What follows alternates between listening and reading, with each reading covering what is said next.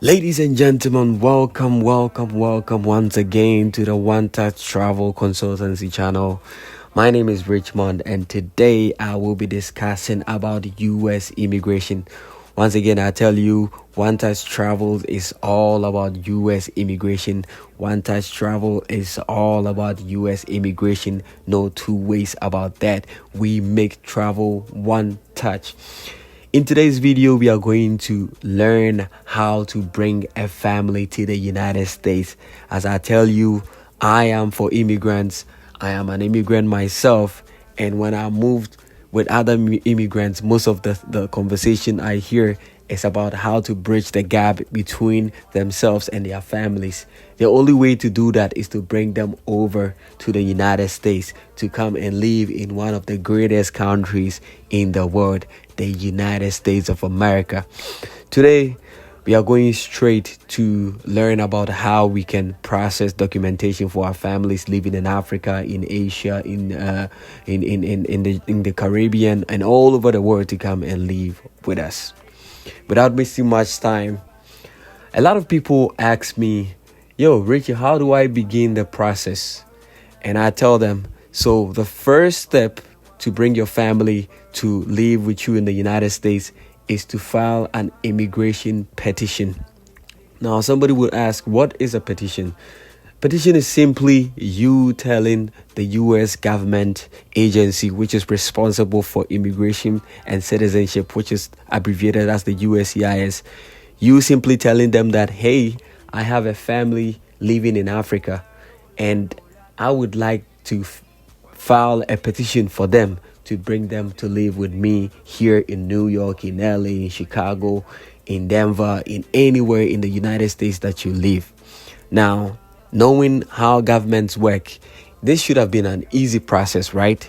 It could have been easy as just picking up a phone call and calling them and saying, hey, can you let this family member come in? But no, government is all about bureaucracy. We are all about US immigration and making it easier. Government is all about bureaucracy. Therefore, government expects you to put in a lot of paperwork. Oftentimes, you have these paperwork, but you don't even know that this is what they need. Well, so this is done. The petition is a formal request submitted to the USCIS, which is the United States Citizenship and Immigration, noticing them that, hey, I want to bring my family to come live with me. And it's oftentimes done by submitting forms I-130 for a family-based immigration or I-297F for a fiancé visa. We are going to go into some of these details in the next coming videos, but basically, I want you to know that you, as an immigrant, you need to file a petition formally to the U.S. government to tell them that you want to bring a family to come and live with you. Now, to be eligible to file this petition, you need to meet certain criteria. One of the most important criteria is, one, you have to be a United States citizen. It's either you are a United States citizen, and that can be proven through, one, having a U.S. passport, having a U.S. birth certificate, having a consular report of birth abroad, and basically having one or two of your parents being a United States citizen. That qualifies you also as a United States citizen. It's either that or you are a permanent resident, what we normally call or what we normally term as a green card holder. So to be eligible to file for a petition, one, you need to be a United States citizen or you are a permanent resident or a green card holder. And the next criteria you have to meet after meeting one of these two is that you must be 21 years or older. So all my viewers, all my subscribers who are less than 21 years old, you would have to wait until you're 21 to be able to put in a petition for a family member living abroad to join you here in one of the greatest countries in the world, United States of America. Now, to be able to put in this petition and for the government to accept it, they need to know that you have a proof of bona fide relationship. Now, somebody will ask, what is a proof of bona fide relationship? It's basically things that you need to have to actually tell the government that yes, indeed, if I say this particular person is my spouse, they are actually my spouse. So, for example, if you are putting in paperwork to bring your wife or your husband, and you're living with them here in America, you might want to submit, in addition to the many documents you have, a joint lease that shows that at least both of you reside in the same apartment or house. If you have an auto insurance or a home insurance or a life insurance, your spouse must be listed on it as a beneficiary. This tells the government that indeed what you are bringing forth to them is really actually genuine, and it's a very bona fide relationship between you, and not just a mere submission of documentation just for immigration purposes. Another thing you could also submit is if you have a 401k or a savings account, your beneficiary or your spouse, the person you are trying to file paperwork for them, can be a beneficiary on those accounts.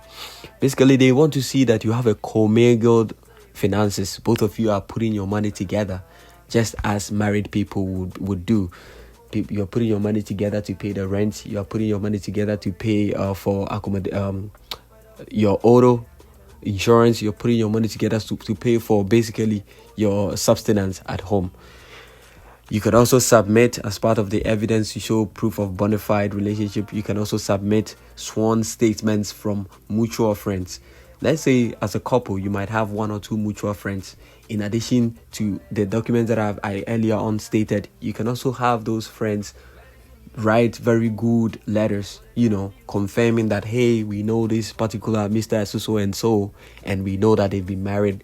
They were dating. We knew them when they were dating, and we were there at their marriage. That goes to tell the government that indeed your marriage is genuine and not solely for immigration purposes. Both of you must know about each other's families. Let's say if I am filing for my spouse, I must be able to know my spouse's parents, my spouse's siblings, and all those informations. Mind you, when you go to interviews, either at the embassy or at a field office here in the United States, depending whether you file for consular processing or adjustment of status, they will ask you of each other's family, and the more you're able to tell them, the better it tells them that you guys are in an actual bona fide relationship. So these are just an example of a few items that you can always list to prove that in fact the relationship that you are presenting forth to the government is actually a bona fide one. The next step after gathering some of these documents is more documentation. This is the government and they love documents. So let's say if you are filing for your spouse, you need to have a birth certificate showing that if you're filing for your child, you need to have a birth certificate showing that you are the father or the mother of the child that is in whatever country that you're going to bring them in. If you're filing for your spouse, there obviously must be an evidence of marriage certificate. If one of the spouses has ever divorced before, there must be a proof of a divorce certificate, in addition to your documents. And now one very important thing is photographs. I always tell a couple when I meet them that, hey, keep as much photograph as possible. Take photographs, capture moments. When you go to dine in at a restaurant in your dating stage, take photos. When you go with friends to parties, take photos of each other.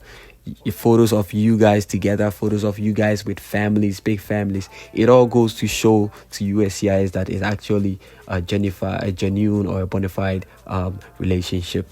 The petitioner, the person filing for the petition, also has to submit an affidavit of support, which is done through USCIS form I-865. I'm going to go further into most of all these forms that I've been mentioning here, because I know that I've been mentioning quite a lot of them and it's going to be confusing for some of my viewers.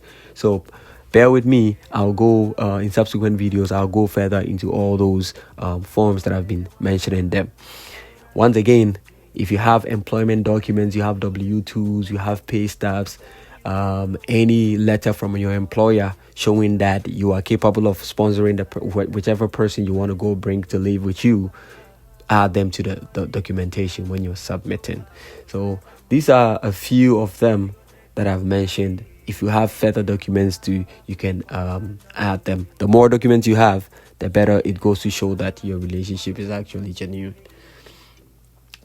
Now, after you get all these documents, now it's not the end of the road. I hope it was, but it's not. This is the time that you are going to actually submit the documents, officially to the government. And we do that by mailing it to either one of their mailboxes, or the addresses. I'll present them in further videos. But after you get all your documents, after you get all your proof that your marriage is bona fide and all of that, or your copies of your green card, copies of your passport and everything, you submit all those forms, and the form I-130 or I-297F that you have filled, you submit all of it to USCIS. In addition to that, you're going to pay a filing fee. I'll bring details of the filing fee in our next video, so stay tuned. I'll bring you all the updates very, very, very soon. Now, after you send all your mail to the USCIS, USCIS will receive, USCIS in this case is the United States Citizenship and Immigration Services. They will receive the form and they will send you a notice of receipt, which is also form I-797C, with your case number. That's actually when they will give you a case number, that in case you need to make any inquiries, you're going to have to mention your case number, and then they will be able to locate your file. And on that same receipt, you're going to find a priority date, which means when your case got into line. Before your case went, other people had also sent their cases. So as soon as your case get to them, they will put it in line, and your case will wait in line. This priority date will be very, very important when it comes to availability of visa and your waiting times. So take notice of that. After which, when they receive the forms and they send you a receipt, now it's a waiting game. Depending on the cases that they have, the wait times, as of now that I'm talking today, that I'm sending the video, I'm making this video, it's about 11 to 15 months. So you send everything to them, you wait for almost close to a year, and then luckily you would get an approval notice saying that your case has been, your I-130 petition has been approved. And trust me, this is one of the best news you would want to receive in the mailboxes. Right. Once you receive the I-130 approval, that is not the end. Now the case will further go to the NVC, which is the National Visa Center. Now, National Visa Center pretty much gathers all the documentation for your case. Your passport, your spouse's passport, their police report, all the other documentation that is needed, in addition to visa fees and all the other documents. NVC will take care of that. And once NVC inspects all of that, inspects your affidavit of support and realizes that you're able to sponsor your spouse, they will render your case as documentarily qualified. And this is one of the best cases of one of the best news you would want to hear.